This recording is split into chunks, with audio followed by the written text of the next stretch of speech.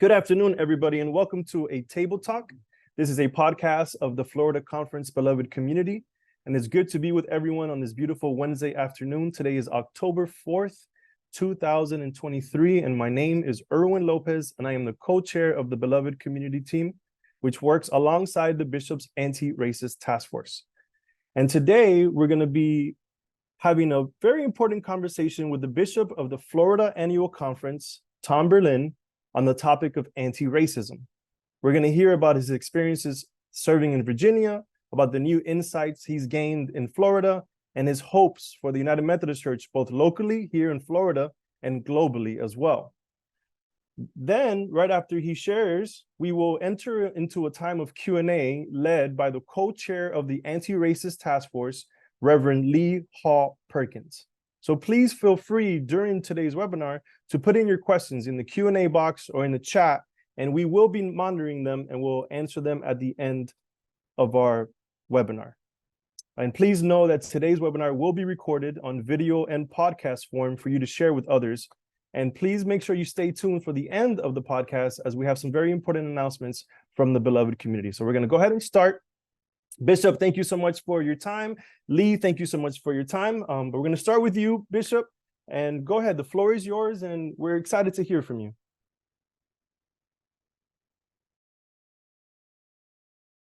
Make sure you unmute.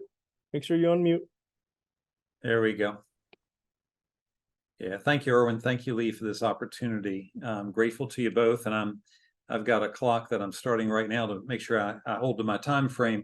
Erwin's actually given me a pretty ambitious agenda to share with you in the limited time that we have, but I think it's a good agenda. He asked me to talk about the things that he just mentioned.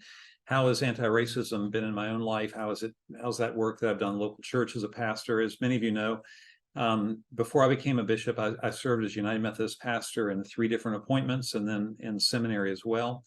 The last appointment I served was a 25-year appointment at Flourish United Methodist Church. And so some of what I'll be saying comes out of that context and that congregation and the work that we did together in the time that I was in their tenure. And so let me start by just talking in the local church as a pastor. We developed a goal with the congregation's leaders, with the church council, to develop a more diverse congregation on the foundations built by a 115-year-old church that was primarily Anglo. When I came there in year 1, that church probably had a 1% diversity. And then by the time I left, we were hovering toward 20%, which when you go to conferences about diversity in churches, 20% is a really positive threshold that once you cross it, you're into a good growth spot. So I've had to think a lot about that, but in the midst of doing that work of just trying to become more diverse, and the goal of that was to reflect the community that we were in. And the way that we talked about that is we wanted our church to look like our elementary schools. So what we noticed is in the public schools, they were very diverse. But when we walked into churches, as Martin Luther King pointed out in the 1960s, and it still hadn't changed, most churches are not diverse. They feel segregated, and while that segregation isn't necessarily intentional, it is a part of the life, and so we have to think about how to overcome it. And so in that congregation, we helped the congregation embrace that as a goal. So it had to move from the pastor and the leadership into the congregation to say, you know what, we have a goal that an act of personal and corporate discipleship and sanctification. The new way we started talking about that was to be anti-racist. Now, of course, most of America, after a series of murders and violence toward people of color by police officers across the country, most notably Breonna Taylor, George Floyd, but we could give many other examples. We took on this moniker of anti-racism because we felt that was a really helpful way to think of it, and that came out of the writing, that was done at that time. And the thought is you've got to move from trying to avoid being racist to actually being anti-racist, which means we live in such a way that we call out racism when we see it in ourselves, in our corporate life as a church, and in the lives of others. But we do that in a way that allows us to grow in our discipleship. That's how we framed it. We always believed that that was an act of sanctification. I was really happy when I came to the Florida conference And the conference and the previous Bishop Carter were all using that same language. So that was something I was really accustomed to. Now, in the local church, what I found that we had to do was we had to move people from an unconsidered racism.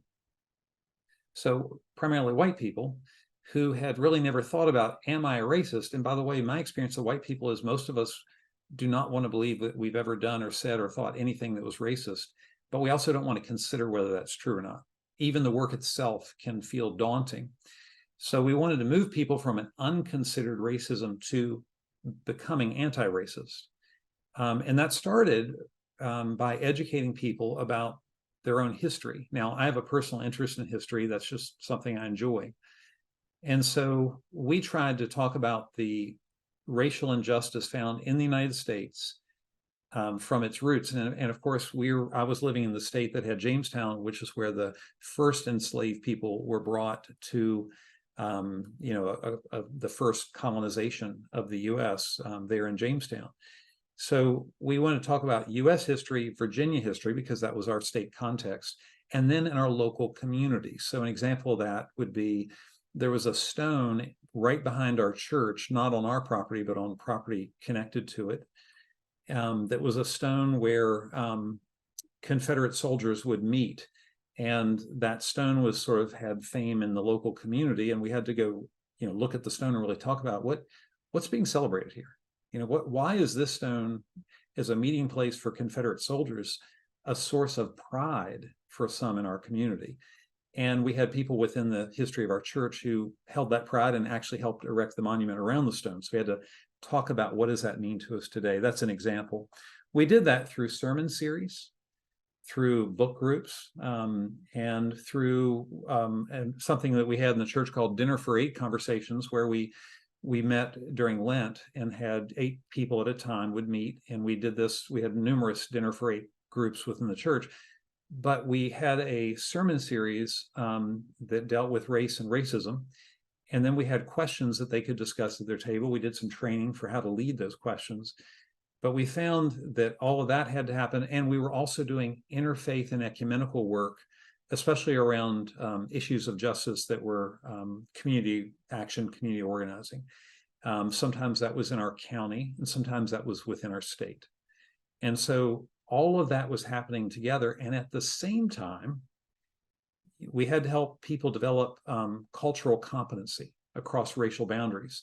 So that was with African-American people, that was with people from South Asia, because we had a large influx of people from India and Pakistan. And we had we'd been working for years with Latino persons that lived in the community. We had a 24-year partnership with an elementary school down the street that was the most diverse elementary school in Fairfax County and had the second highest free and reduced lunch population within that particular school. And so we just formed a partnership and said, how can we help? And that actually helped us with our cross-racial competency by having those experiences. I also realized as a pastor, this had to be a part of my own personal journey. I had to talk about how I was trying to move from racism toward anti-racism.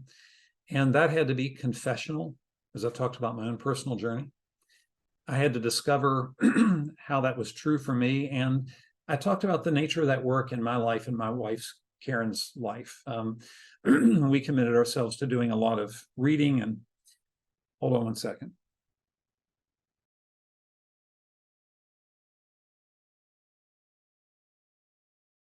We committed ourselves to doing a lot of reading, a lot of education, attending seminars, webinars, so that we could grow in our own capacity to do this work with others. We had to do it in ourselves. An output of that for me was this book. Now, this is not a book about Tom Berlin becoming anti-racist, but within this book called Reckless Love, I talk about that if we're going to learn, many times we say, wow, I'm going to learn to love God, and then I'll know how to love others and myself. And a friend of mine, we're having a conversation, and he helped me flip that around. And what I discovered is, if you want to keep the great commandment to love the Lord your God with all your heart, soul, mind, and strength, and love your neighbor as yourself, you have to actually, in some ways, start with your neighbor and yourself and learn to love there. And in so doing, you will actually learn how to love God. Because so often we want to say, oh, well, I love God, but I have a problem with these people. But what Jesus taught us is that we're never going to love God until we learn to love all the other people. That's why anti-racism for me is an act of discipleship. It's an act of sanctification. And it has to be personal in my life and corporate in our life as a church.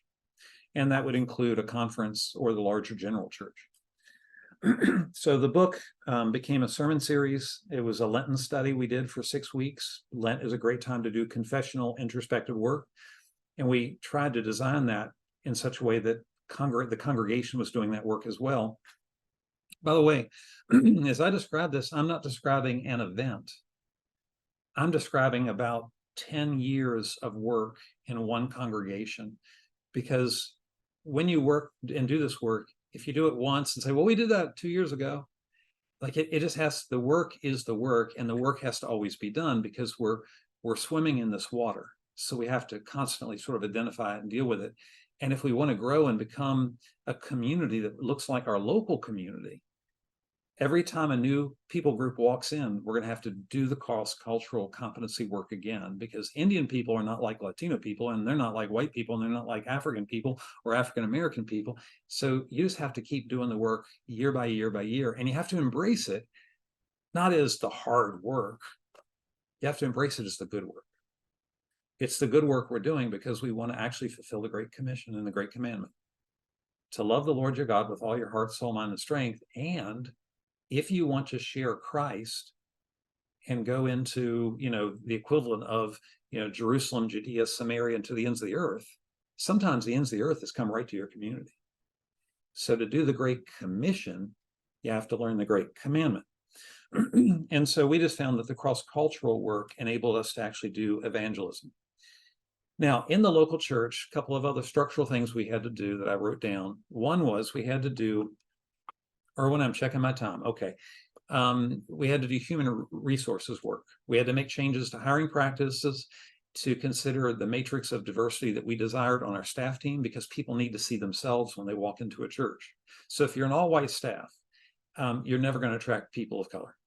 It's just that simple. And so that has to become one of on the matrix of hiring. It's a consideration.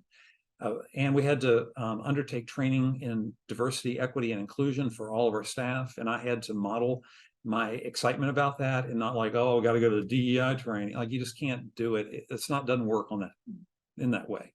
And we validated our pay structures to make sure that there was equity. And sometimes we had to make real changes. We realized, wow, this person needs to be paid more based on what they're doing, and how we want to do this work. And so we just validated all that, and our leadership required that. Our lay leadership required that. We also began to use missional relationships as a place of learning and growth. So that was a church that took mission trips to Cuba and Costa Rica and Sierra Leone and Mississippi to Bay St. Louis, that area during the Katrina recovery.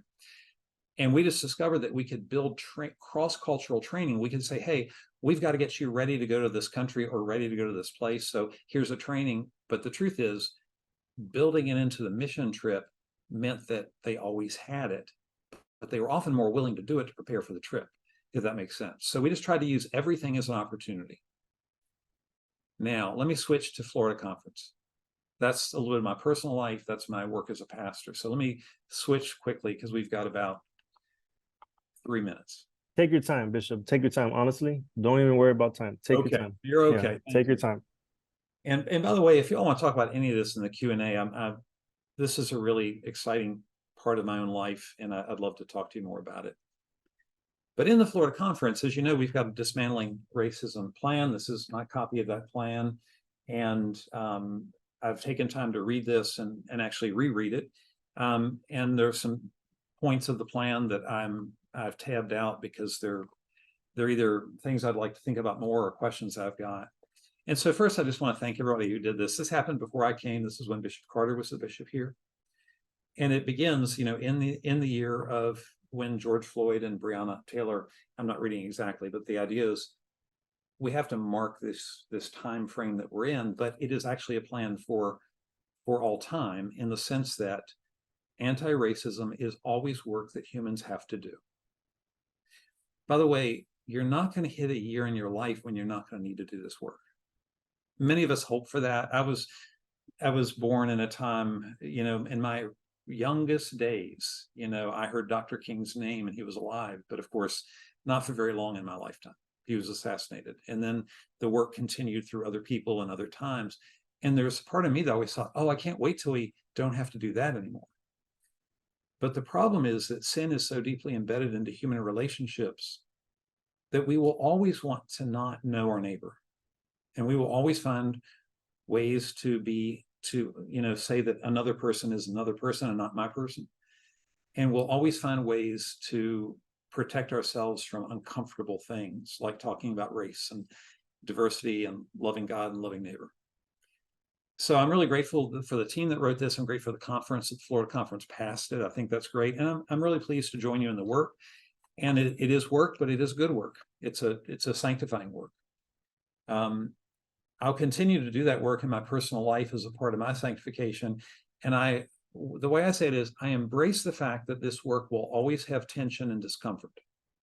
I do a little bit of woodworking. I did a whole lot more before I was a bishop and a whole lot less since I've taken this role because of time and other factors. But when you do woodworking, it always includes friction and heat, because you cannot make a wooden thing beautiful until you add the friction of sanding and the processes that bring the beauty out of the wood. So it's the friction and the heat that bring the beauty out. And if we don't do it, we just have rough things and unfinished things. You can't do that inlay, if you can see this, and you can't get it feeling like this unless you put it under friction heat. So, I want you to know that I'm committed to that. I also say this: as we do the work, we must be gracious and gentle with one another, even as we bring heat and friction. So it's the both and. I'm grateful for the plan that it's the most recent iteration of the work in the Florida Conference, because before Bishop Carter was here, Bishop Whitaker was here, and under his tenure, the conference actually spent a great deal of money doing very intentional training with an outside organization that was brought in during that time. So we see the work being done over periods of time. It's not the bishop's work, it's all of our work. And I would want the work to continue as I'm the bishop here in Florida for however long that is. It's interesting when you look at this plan, there's a survey in the back, and I would love to see how this survey would change with disaffiliation. We're in the Florida Conference, we're going to lose 35+% of our churches. 35%. I am not saying that the bad people are leaving and the good people are staying. I'm not saying that the racist people are leaving and the non-racist people, anti-racist people are staying. I do want to point something out. Having done a handful of these information sessions, the information sessions I was a part of, there were moments in some of those information sessions when I realized homosexuality was not the topic, racism was. Some people were angry because of elements of this plan and their discomfort with heat and friction. So it would just be interesting to retake the survey now just to see, again, it's not an accusation, it's just see how does that change what we're working with now. Is the conference, a question of curiosity, is the conference actually more willing to be engaged in this work than it used to be? Is the conference more willing to confess that the work is needed than it used to be? And I don't know the answers to that. I just think it would be an interesting thing to do. Let me give you some priorities that I think are important, and some of these will cross over nicely with the plan. Others are my observations. First, I want to say that we must address the health of churches that uniquely minister to communities of color. Dr. Geraldine McClellan, who's the president of our Florida Conference, Black Methodist for Church Renewal, and I had a conversation back in the spring. And Dr. McClellan really helped me see this. She said, listen, Bishop, you have got to focus on African-American churches. That's one example, because their health is less vital than it used to be. I was at a church where Reverend Pamela Green serves, and in Lake City, I think is the name of the community. By the way, I'm traveling a lot through Florida and I get names wrong a lot. And I think I was at Trinity United Methodist Church.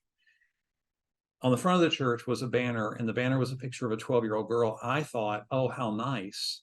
A child, like children. I love children. So isn't that great? But then I read the banner, and the banner was helping the community remember a 12-year-old child who was killed in a drive-by shooting in her home, less than a mile away from the church, while doing her homework.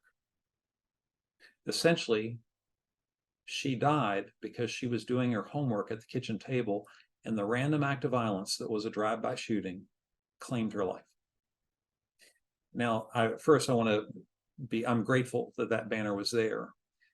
I'll also say this: we need that church to be vital, because that church is in that community that just experienced a drive-by shooting. That's not the only story of that community, but that is a very important story. And if we have more healthy churches in such places, they bring their health to those communities to deal with everything that's happening. And so there in Lake City is a really important banner and important observation. And I believe Dr. McClellan is correct. We absolutely have got to do that. Second observation: when we do the work of justice, we are wise to sometimes really focus on the needs of children, because especially in the state of Florida, anything that we do that is legislative in nature will be disputed. So we just know that. We don't need to say why or anything else. But when we focus on children, children have a unique capacity to build coalitions and unify people. And when you do legislative work that cares for children, people of goodwill always understand that poverty and racism will disproportionately impact the lives of children. And if I say, let's do this for children, and you say no, you kind of have to admit that you've got a problem that's not about the children. And that gets to a clarifying conversation. So I just think children have the ability. I've always felt this in ministry and experienced this in ministry. Children can unify us, and children can help us build coalitions with diverse people, by the way. Third, we have to keep doing this work, anti-racism work, in appointment making. And I felt like the cabinet made great strides in appointments last year, and I think we're going to continue to do that. I want you to know that your cabinet members, to a person, value that work in appointment making. And we're going to have to start working in cross-racial appointments, where sometimes Anglo people go into Black churches, primarily Black churches, or primarily Latino churches, if they have language and other skills, because congregations need to do the work to understand the clergy person. We've learned that with cross-racial appointments where Black people are going into predominantly Anglo congregations. And the congregations need to learn that, and the pastor does too. So all of us have to do cross-racial skills, and we cannot say, hey, pastor, you do all the work, and the congregation's going to treat you however they want. And the reason that's important is what we really want is to grow more diverse churches that look like the elementary schools in their communities. And that's not happening because most of our congregations, our lay people, and often our clergy too, have never developed the cross-racial, cross-cultural skills and competencies. So the appointment making is an opportunity for that, just the way in my local church, mission trips were an opportunity. We have to have a continued willingness from the Episcopal seat. This is a chair I occupy. It's the Episcopal chair. It's actually an office chair, but you get the idea. I have to be willing to comfort the afflicted and afflict the comfortable. And I want you to know that I have practiced at that in other settings and other locations. And I don't do it to tick people off. That's actually not how you do the work. You don't wake up in the morning and say, how can I make the largest number of people really unhappy and call that anti-racism? I'm actually trying to convince people to enter into a form of discipleship that simply must include sanctification that comes through anti-racism.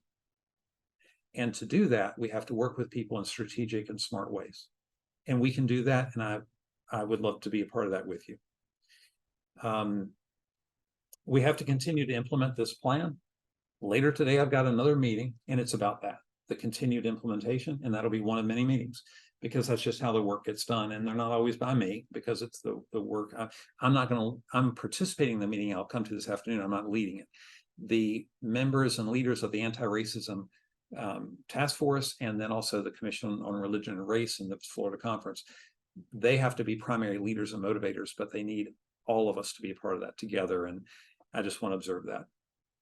Another observation, I've got two more. One is relationships. Relationships really matter. And I would observe that the Florida Conference has really great relationships, especially amongst clergy. And there's this cycle that's been identified to me. People went to camp together as children. People went to Wesley foundations. People became clergy and laity who now work together in the Florida Conference. It's an amazing cycle. I want to build and help Corey and others, continue that cycle, Wesley foundations. But I also want to observe something else. During that same time period, many people of color didn't come to the camp, because many people of color didn't feel like that was a safe place because of historic things that happened in certain counties and locations in the state of Florida. And we all know that's true. So part of what we have to do with future relationships is we have to figure out, wow, if we're going to have places where relationships are developed, how can we get everybody into the camp so the camp, wait for it, looks like the elementary school in my community? And how can that be a diverse space that we can build relationships over time? And the camp isn't the secret to everything, but the camp is one of the things that has to do that, as do the Wesley foundations, as do all these other places. So we have to just keep working at that. But the relationships matter. And what I found in the local church is you can read books. If I have to do one more all-white person book group where we all read a book and we all answer the questions, then we all go home and we never know any people of color and we don't have any authentic relationships, that's not anti-racism. That's just better information. So relationships really matter, and we all have to do the work. I'm not just picking on white people. I'm saying to everybody, we have to have real relationships. And the way you know if you've got that is take the number of visitors that have been at your dining room table over the last year and just notice who was there. Those are your relationships. And we all have a capacity to have about 160 relationships in our life. Just take a look at who's in that circle. And you'll know. There's a section in here about that too. Finally, training. We have to do training on how to do this work in the local church with a focus on churches becoming more diverse. I'm going to continue to say that. Where the rubber hits the road is what the local church looks like. And in Florida, we have very few churches that actually look like their community. We have a lot of churches that are mostly almost 100% white in their worship makeup. This is just my observation of being there. I'm not condemning anybody. Then we have churches that are all African American. Then we have churches that are Latino. And by the way, the Latino churches often segment by where people are from. So Cuban would be one example of that. And then we have other groups, Haitian churches. And there is a historical space for all that. And I celebrate everybody. I celebrate any healthy church, any of them. And I would like to be a part of helping some churches become reflective of their community and be truly diverse. But to do that, we're going to have to really think about how to train people and all the things. So that's a part of the comprehensive plan. That's a part of all the work that we've got to do. And I'm going to stop there because, Erwin, I've now taken more time than you asked me to, and I apologize. So let me just... You're fine. Thank you, Bishop, so much for especially sharing those last priorities. We're going to enter into a time of Q&A now, led by the co-chair of the Anti-Racist Task Force. So Lee, take us away. Thanks, Erwin, and thank you, Bishop, for taking the time to share with us your experience, your observations, and part of your heart and vision for continuing this work of anti-racism in the Florida Conference. We're thankful that you want to continue this work and that you see as a part of our discipleship as Christians, as followers of Jesus Christ, to be engaged in the work of anti-racism. So to turn to some of the questions that are in the chat box and also in the Q&A, one of the first questions I saw was from Reverend Brittany LeClaire, pastor in Pinellas Park, Florida. She asks, how do we better prepare our churches for hiring clergy of color and putting people of color in leadership roles? Lee, ask me that question one more time. Make sure I capture both sides of it. Yep. The first part of it is, how do we better prepare our churches for hiring? Well, they don't hire. How do we better prepare our churches for receiving clergy of color, and also helping these churches put people of color in leadership roles? lay leadership roles? Yeah, I think to start that work, the first step is to agree that that's what we want to do. What I find in local churches is that surprises don't help. Surprise, you're getting a cross-racial appointment, right? So the very best thing that would help the cabinet is if a church would identify, we would like to be in a cross-racial appointment and we would like to do the work that goes with that. And, wouldn't it be great if rather than the conference saying to the local church, would you consider, wouldn't it be great for the local church to say to the cabinet, hey, we'd like to work on this because we think it's a part of our sanctification. Now, if you do that, the superintendent will work with the appointed clergy person to prepare them for your context. And Arlinda Burks and others, Reverend Arlinda Burks and others, are doing work to train congregations to receive a cross-racial appointment. So this is a great thing about being in a connectional church. Arlinda will train everyone to receive that appointment and do that work. And also we have these church profiles. That's the administrative document with your district superintendent where you would signal this, and you can also just pick up a phone and call your DS. But Lee, what I would observe to you is very few churches are saying to us, we would like to have a cross-racial appointment because we want to be anti-racist. And I can't think of a better way to do the work than to enter it, because that's relational. We have resources for you. And the cabinet would love to talk about how to do that and how to do it well, because churches have a lot of, there's a big matrix for how you're making these assignments or these appointments of pastors and churches. How large are you? Where are you located? All that has to be considered as well. And the cabinet does that work. So I think it starts there. Then the training is an important aspect. Conversation with the superintendent is an important aspect. And nothing is more important in all of this than congregations, their leaders saying, let's commit to this. See, we've asked the conference to commit to it. That means that we have an equipping role, because the only mission of the conference is to equip leaders for the local church. What we need are local churches to raise their hand and say, you know what, we really want to do this where we live, because that'll affect your life. That'll affect your relationships. And then we can also talk about other aspects of this, like, do you have enough compensation for this? Do we need to augment that in some way? But if a local church says, we want to do the work, the conference is going to be far more likely to engage in really generative conversations about how the work gets done. And then we're strategic. And while I'm your bishop, the conversations that I'm going to pay more attention to are the ones that are actually strategic, and not my list of big wishes that I hope will happen, but I don't want to do the work of creating strategy. And I don't want to do the work of actually making a commitment on my side. I want the conference to make the commitment. We have to work together in strategic relationships of love for Christian discipleship and sanctification, because that's our Wesleyan background. So I hope that answers some of the aspects of this. Yes, I think it does, Bishop. Thanks for answering that. I would add to it that we did have at least one congregation who did reach out to the district superintendent and request the cross-racial training that Reverend Arlinda Burks does, in hopes that they would be prepared to receive a cross-racial appointment one day. And but as Bishop said, that is not the norm. We don't have people bombarding us with that request. So, but that is an option. And as Bishop said, you can reach out to your district superintendent, have a conversation within your church council, your staff parish relation committee about that. All right. And friends, we have never been more resource rich than we are right now. The problem is not, do we have like strengthening the Black church as a denominational focus? We have all these resources. The problem is many local churches simply don't ask. And let's be honest, I'm going to push here. You have a responsibility to say, we're in, okay? That hand in the air, that commitment, that makes all the difference. And I'll tell you, if you'll commit as a congregation, as a local church leader with your church council, things can happen. Great. Thank you. Well, this comes from the Q&A box.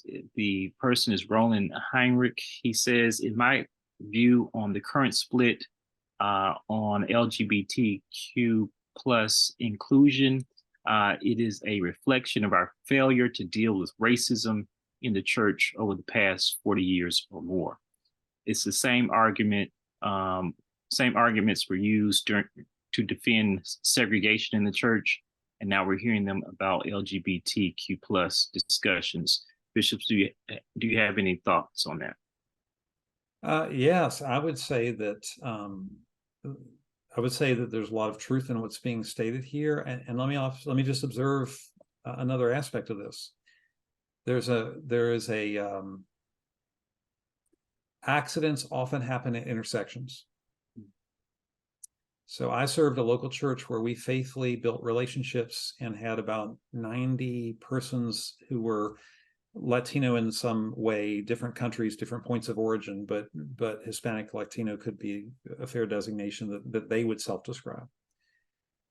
And the day that church said we're open to gay people, we were not a reconciling church, but we did say openly we're going to be welcoming to gay persons based on things that were happening in the United Methodist Church. 90% of those people walked out. I am not trying to say that this is a Latino issue. I am saying this. If this is a hard issue for people of color, and the intersection between welcoming and giving rights and entering into beloved community, nobody to my experience does that really well. And so, yes, are the same arguments used again? Absolutely. Are white straight people accustomed to using those arguments? Absolutely. I mean, again, go to these information sessions for disaffiliating churches, and you can hear it and see it. And this is a place that if we're going to be anti-racist, we're going to have to also think about, wow, what about the LGBTQ community? How does that enter into the work? And the complexity just went up. I'm not saying that any group is at fault. I gave an example of a certain intersectionality, that a little car crash at that. And what I'm telling you is, as a pastor that was trying to manage a lot of this, I failed to retain people. And it makes me sad because people that walked out were my friends. I also lost white people when I talked about real history about the African-American community. I also lost white people when we welcomed Latino people in and Indian people in. Like, this is sanctifying work, which means that not everybody's going to stay with you for the whole journey. We just need to acknowledge that. So those of us who remain, who are committed to it, and we're locking arms, we have to do it with grace and elegance. We've got to be elegant in how we do the work, because this is a hard dance to do. And we've got to commit to each other. We're going to keep practicing until we get this dance just a little bit right. So those are some observations. Next question comes from Betsy Rizard from First UMC Lakeland. She says there are several justice groups in the Florida Conference. What is in place for us to work together in training, conversation, and sharing resources? What's the best place to work together? Yes. So the best place is in the place of intentionality. My experience in a local church is, once we committed to being intentional about anti-racism, suddenly when the conference offered us resources, we started saying, oh, good, there's a resource, let's do it. Prior to that, when the conference or the district offered us resources, we said, well, that's just another thing. We don't really need that here. So the place of intentionality is the starting place. And that's the burden that every individual and every congregation has to carry for itself.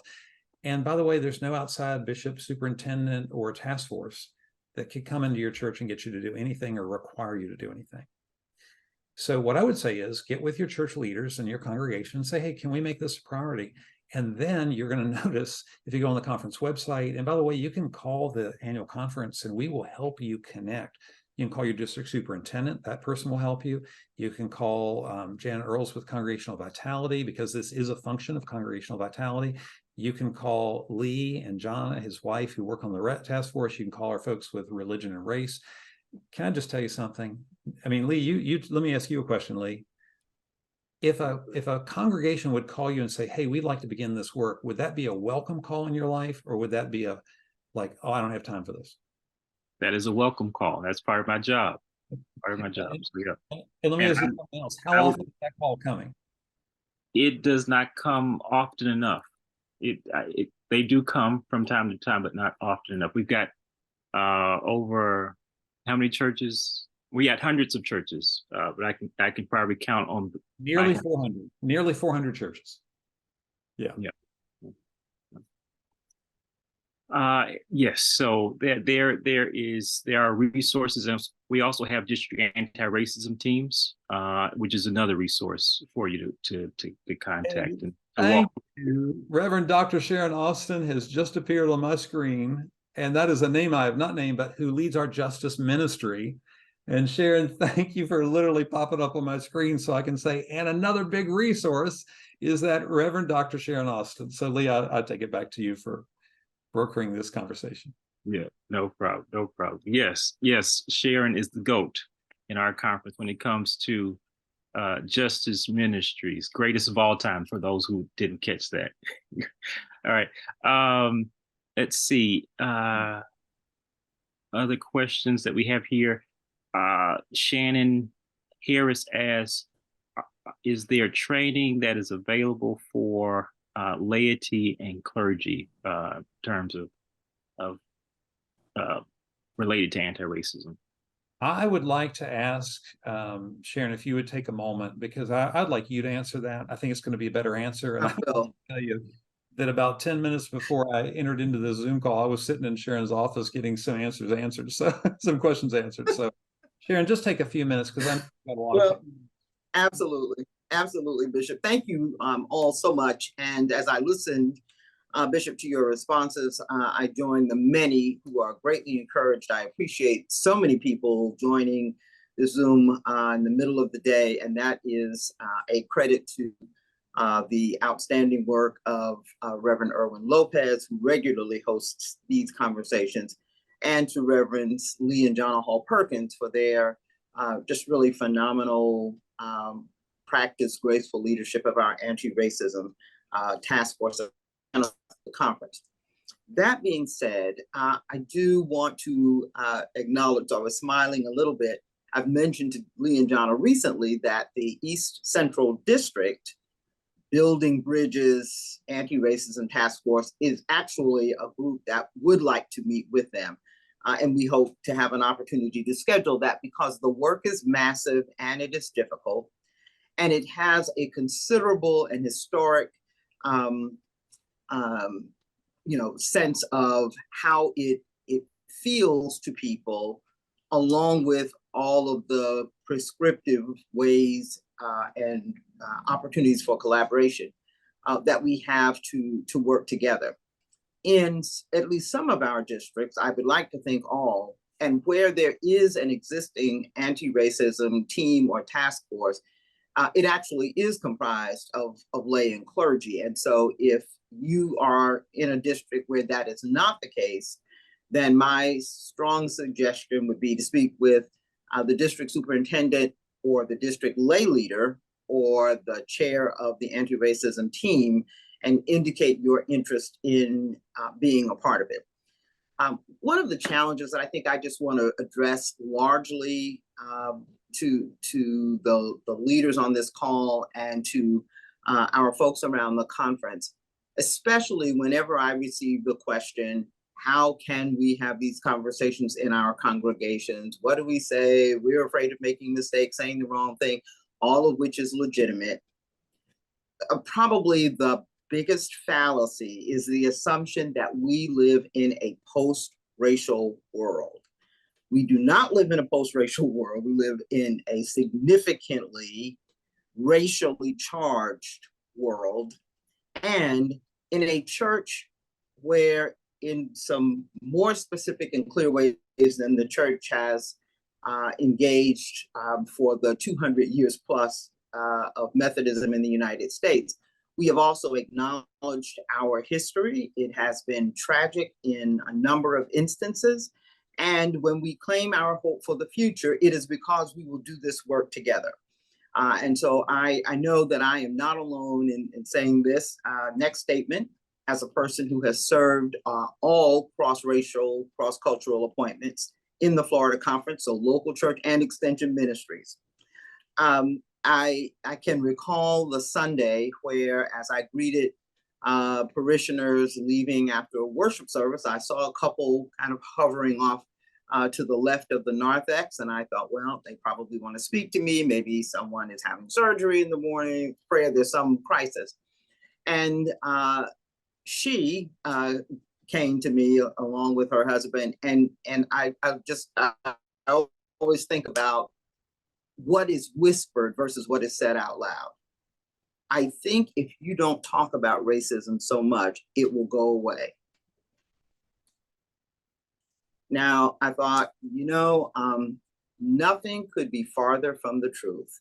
And it is because we have succumbed to theological and social politeness in our churches that we have not done a better job of bringing these issues and conversations into the light. And by being complicit in silence, we have basically relegated those who have been so harmed by racism to sort of lick their wounds and take care of themselves and keep your mouth shut. So we have a different opportunity now. And I think, Bishop, everything that you've said today, the plan, the conversations led by Lee and Jonna, and the incredible work of media is really flipping the script of let's just be quiet and go along to get along. And instead, naming it and inviting allies to be a part of the work, because we will not do this without allies. Racism is not the problem of people of color. It is a problem for all of us. And in the church, it's a problem we all need to own and address together. Well, that's how I really feel, just when people ask. Thank you for sharing, Dr. Austin. So eloquently put. Yes.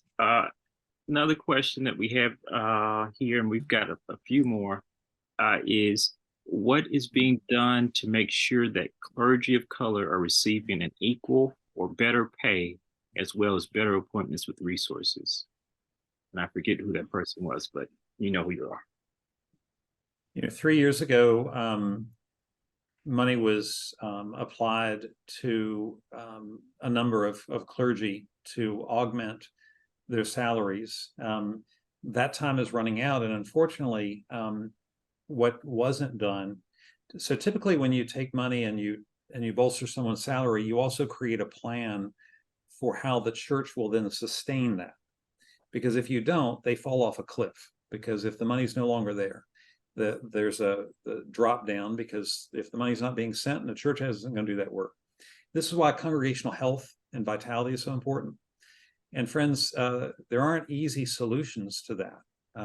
But congregational vitality is struggling everywhere in every sector of our church. And so part of this is just clergy salaries general. We have to make sustainable, and we have to pay people for the work that they do. That said, we are currently working with the Anti-Racism Task Force and members of the cabinet to discuss that particular use of funds, and to ask, what are we going to do now? I don't have an answer for you today. I can tell you that meetings are being held at this time to consider those matters. Lee, you're a part of those meetings, so you're very aware of that. And we all see it as something that needs to be done. Can it be done on a broader scale? I don't know. We have to identify the need, but we also have to make sure that, again, friends, we cannot supplement ourselves to equity. What we're going to have to do is gain enough congregational health that we create equity, and call out churches that are underpaying clergy for the work that they do at the size that they are. So those are complicated issues. Those are important issues, but they are issues that we have to address, and currently meetings are happening to address them. Yes, thank you, Bishop. And yes, as he said, that is something that we're actively working on currently within the task force regarding clergy compensation. And you might have also be aware that we made presentations at annual conference, the last 2 annual conferences, on where we are in terms of the disparities with clergy compensation. And just in the last year, with the grants that have been put forth by the cabinet, and also some intentional cross-racial appointments, we've been able to shrink the gap that we have a little bit. But there's yet more work to do and we're actively engaged with that. So thank you for that question. I believe it was Charity that asked the question. All right. Another question that we have here is there was a recent incident in Lakeland where a noose was found on the property of an African American organization, an Elks Lodge. And the question is, what will be the public witness of our conference, especially as we have our conference center right there in Lakeland and have a number of churches there?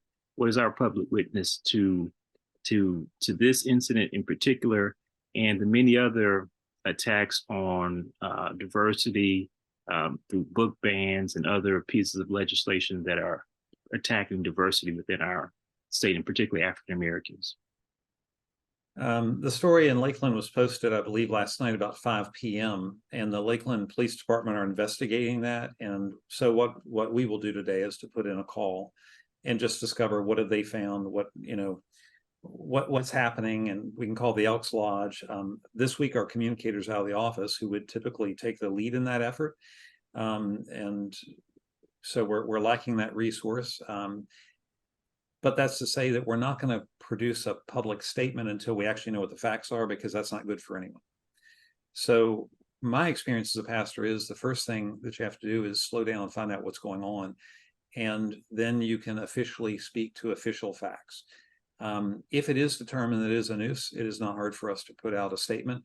And so I think it's just normal that an annual conference does reply to these. I will also say the annual conference has to figure out where its energy is. So you've listed a number of other issues in the state of Florida: book bans, book burnings, books alone could be a full-time job in the state of Florida.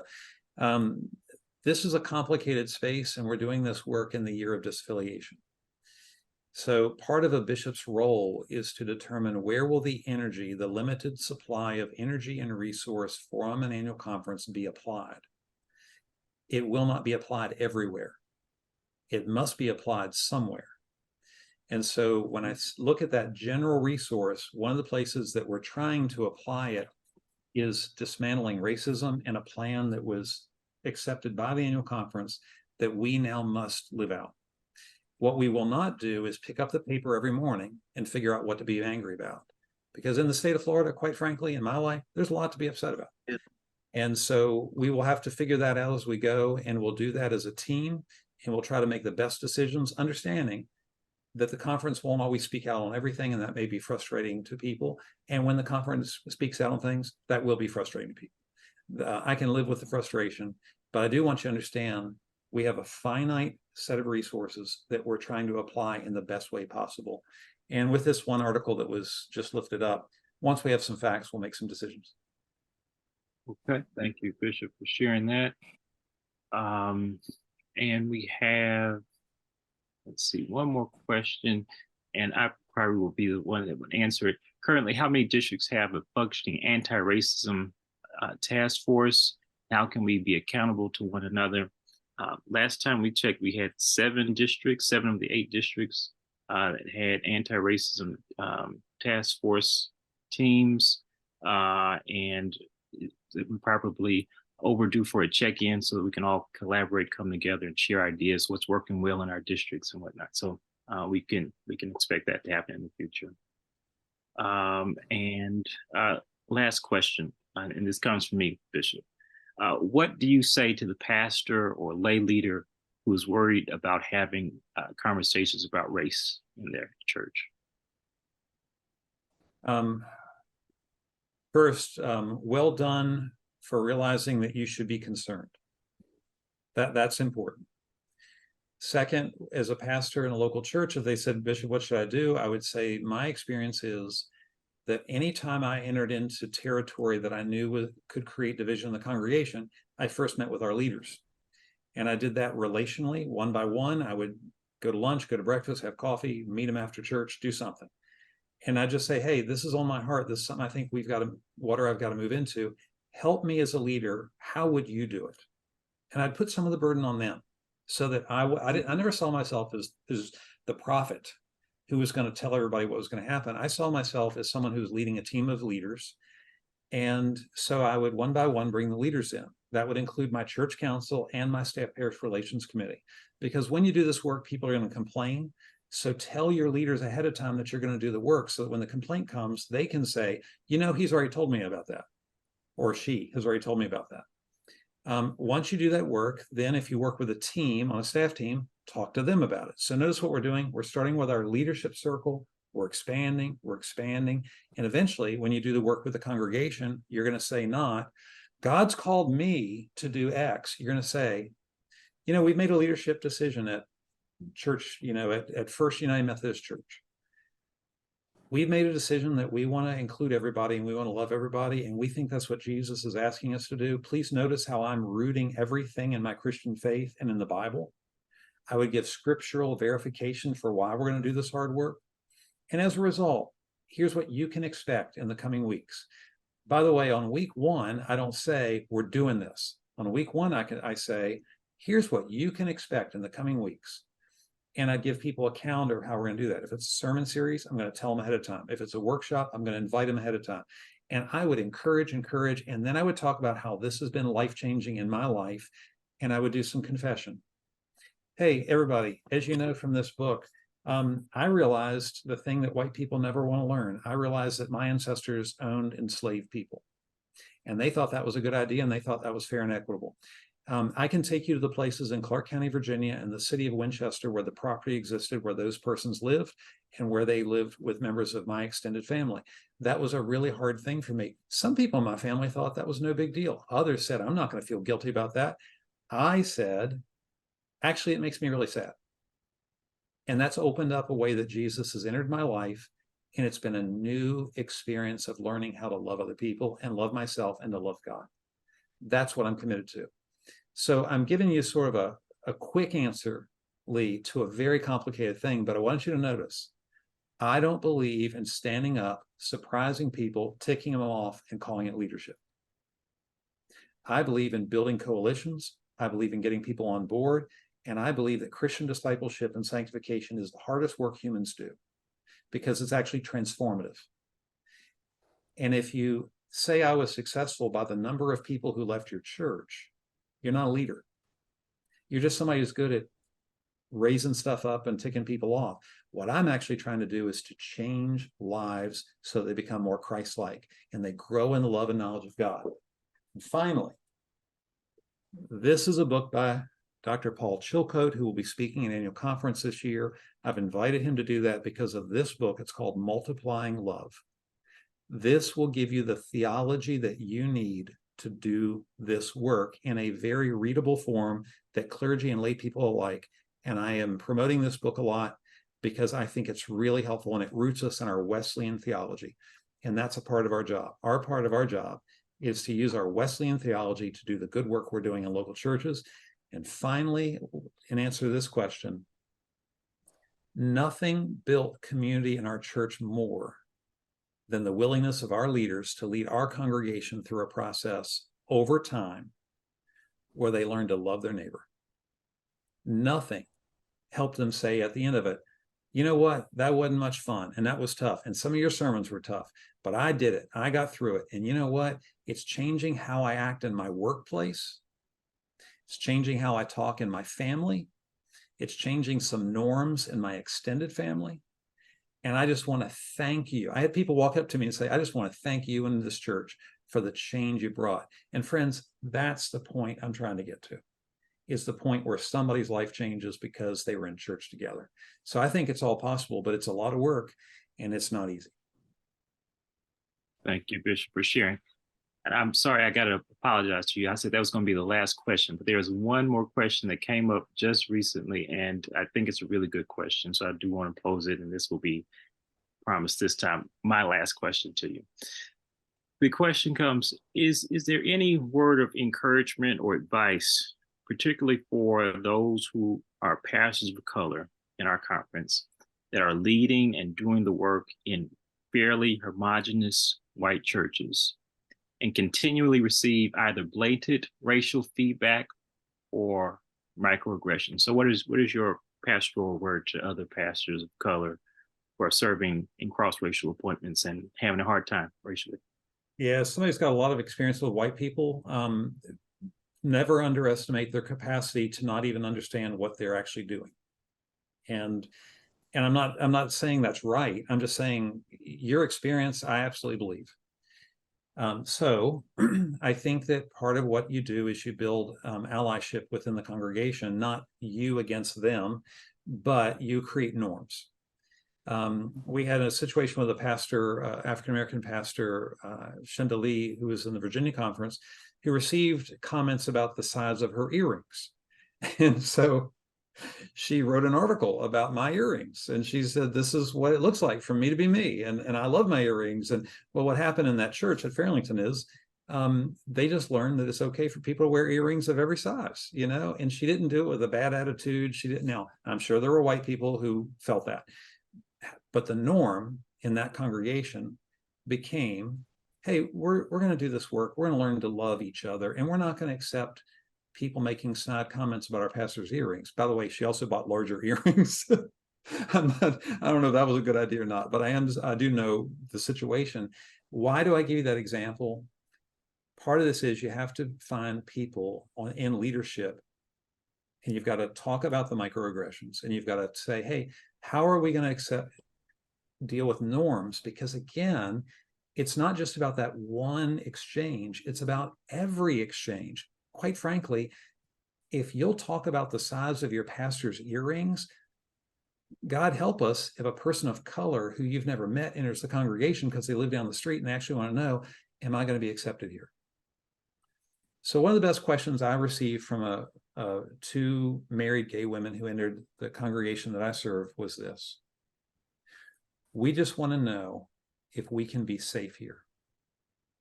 We want to know if our children they had two biological children, their own daughters, who they had in their marriage, because science is amazing. And they said, if our daughters go to Sunday school here, will they be told that we're evil and sinful? Because we don't want to have to declutter all that. Well, what that meant is we just had to deal with some norms. Now, the good news is we had done that work ahead of time, and I knew with 100% confidence that wasn't going to happen in our Sunday school with our teachers. But we actually had to talk about that. We had to talk about that. So part of what you're doing is in identifying this and saying, hey, this isn't great. And so how are we going to, what are our norms? Then you have to teach the norms, then you have to have the conversations. And it takes real leadership to do all that work. So you've got to have leaders in your congregation that will lead with you. And if you don't, then you call in the superintendent, because if you don't have any allies in the church, then we've got to call in our superintendent, because in our denomination, we're going to do this work. In the Florida conference, we're going to do this work. And the good news is we have resources and we're equipped. And so we can help people, and we don't have to shame them. We don't have to guilt them. We can just say, there's a different way to live in the love of Christ where everybody feels blessed every day. Let's get there. Amen. Amen. That's a good word to end on. Thank you, Bishop.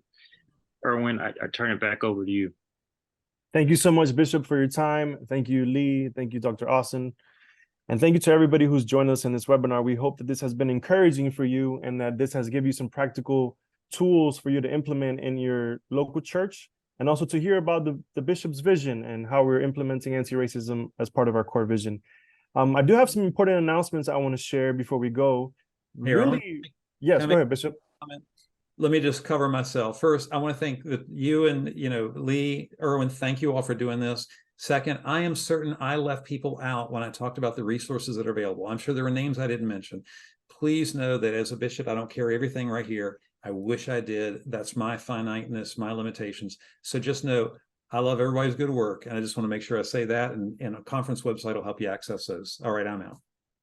Thank you, Bishop. And yes, there are so many resources that the Beloved Community Anti-Racist Task Force, G-Corps, and so many different organizations are working on. So please get engaged. Please, if you seek, you shall find. Send the emails, ask the questions. There's so many resources we've been working on, and we really need you to continue staying engaged in this work, but also share it. Share it as much as possible. And so please continue to support us in this. I want to show you guys just something real quick before we leave. Some things we've been working on with the Anti-Racist Task Force and also with the Beloved Community. I'm going to share my screen here real quick. But I've been spending the last year studying trauma. And we're going to host a webinar on November 1st, another one at 12 p.m. on the topic clergy trauma. There's a lot of research that's showing of the trauma that clergy cause to their congregation. I've been focusing on the trauma that clergy receive from their congregation. And we're going to have some licensed mental health counselors, some trauma specialists, and also this is in collaboration with the Center for Clergy Excellence. With Sarah will be joining us as well, so stay tuned for that. And then another important announcement that I'm also excited about that I've been working on is a BIPOC clergy support group. And so another thing I've been working on and studying is racial trauma, and the way that, as the pastor shared in the chat, as clergy of color, we receive these microaggressions and we have to navigate through a space that is 90% white. And I've been studying the way that that causes trauma in our bodies. And so we're going to be offering an online BIPOC clergy support group led by Kathleen Joseph, who's a licensed mental health counselor and also specializes in racial trauma. And this will be offered the second Thursdays of the month from 10 a.m. to 11:30 a.m. And it's going to be starting in November for 9 months. And it will culminate in a retreat that we will hopefully have we're planning to have at the Warren Willis camp, so we can get together, support one another, and also help bring some diversity to the Warren Willis camp. And so please stay tuned for that. We're going to be sharing those announcements through email and through the Florida Conference social media sites. And again, these table talks are recorded. They're on a podcast, they're on video, they soon will be on YouTube. And we are very encouraged by your presence here. Somebody mentioned that there's only 53 people. I'm excited there was 69 people, 70 people, 100 people registered, and more will listen if you share this with your congregations, you share this with your families. And so let's continue to expand this work and grow our audience, and we can only do this together. And so thank you again, Bishop, and thank you to everybody who joined us today. And this concludes today's webinar.